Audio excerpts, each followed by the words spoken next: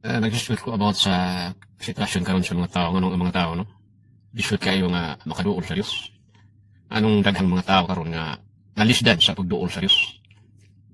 Ang hinungdan tungod kay pinaagin na sa gitawag bag tawhanon nga kinaiya ng mga pagpili o edad mga estilos kinabuhi o espirituhanon mga hagit naghimo og mga babag nganong di sila makaduol sa Ginoo. Doon ay mga nag-unang rason nganong lisod ang tao pagkonektar sa Dios. Una, natago nga sala og kaulawan. Sama gud ni Adan o ni Eva nga taon ng panahon sila nakasala sila. Nagtago-tago sila. Tud kay nasa nahimo nga kalapasan.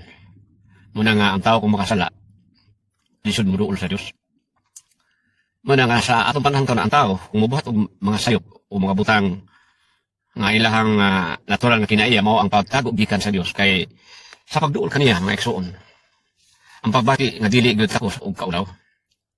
Makakumbinsi kanimo nga dili kaigo nga makisulti sa usa ka balaan nga Dios. Una hinungdan. Marabag maulaw ka o makonsensya ka tungod kay nakay nahimo nga makalapasan. Una nga ato duka na hinumduman nga ang atong Dios matinud-anon gyud siya mga pulong. Tanti lang doon kanya-kanya. Ikatulo, kining hadlok sa paglaom. Ang mga tao, nabalaka, nga ang Diyos nasuko kanila. Nga naghimo kanila nga maglikay sa pagampo o sa pagsimba. O na hinungdan mga igsoon nga, mayngon nato nga ang tao, mayngon sila ba nga ang Diyos, dili yun mo pasaylo.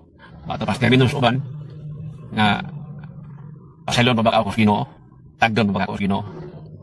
O na mga igsoon, kining panghinapos nga mga pulong karon nga ang pagduol sa Dios may usa ka panaw nga nagkinahanglan og pinuyo nga paningkamot sa pagbuntog sa gitawag bag kinayanhong mga babag sa kinabuhi. Samtang ang pagkasad-an busy nga mga schedule o mga pagdaduha kanunay nga mosulay sa pagduso kanimo ang tinguha sa Dios nga kanunay unta ka moduol sa Dios. Apan atong hinumduman ang Dios puno gayud sa kaluoy. Ang Dios matinud-anon sa mga saad. Is full sa mga promises mga igsoon.